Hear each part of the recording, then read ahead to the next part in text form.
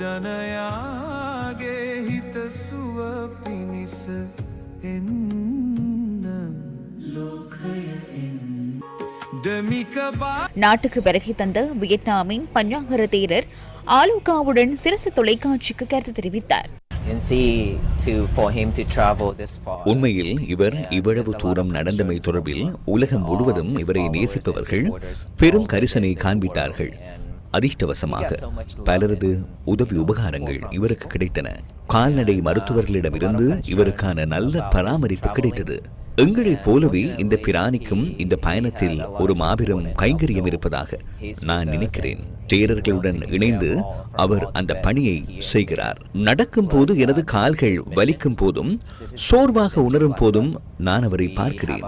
எங்களுக்கு இருப்பது 2 கால்கள், ஆனால் அவருக்கோ 4 கால்கள் உள்ளன. அவ்வாறென்றால் எங்களுக்கு ஏற்படும் வலியை விட 2 மடங்கு வேதனை நிச்சயம் அவருக்கு மேற்படும்.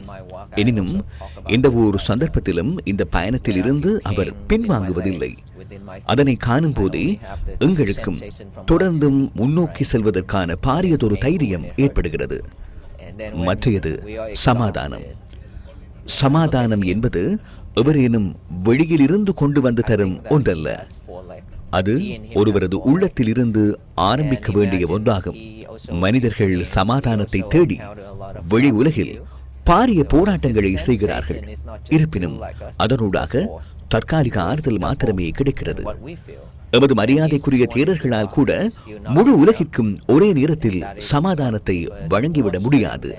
இருப்பினும் எம்மால் ஒரு செய்தியை சொல்ல முடியும்.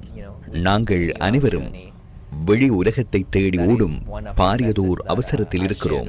எமது சுவாசம் பற்றி அல்லது இதய துடிப்பு பற்றி சிந்திப்பதற்கு கூட எங்களுக்கு நேரமில்லை. அதனாலேயே நாங்கள் இதற்கும் விரைவில் கோபப்படுகிறோம், எதிர்வினையாற்றுகிறோம்.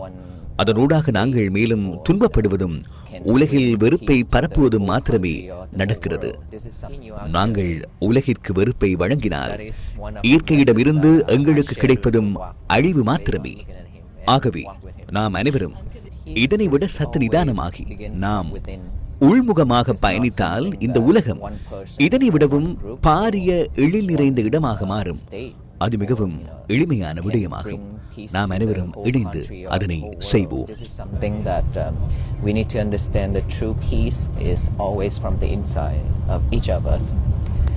People been thinking about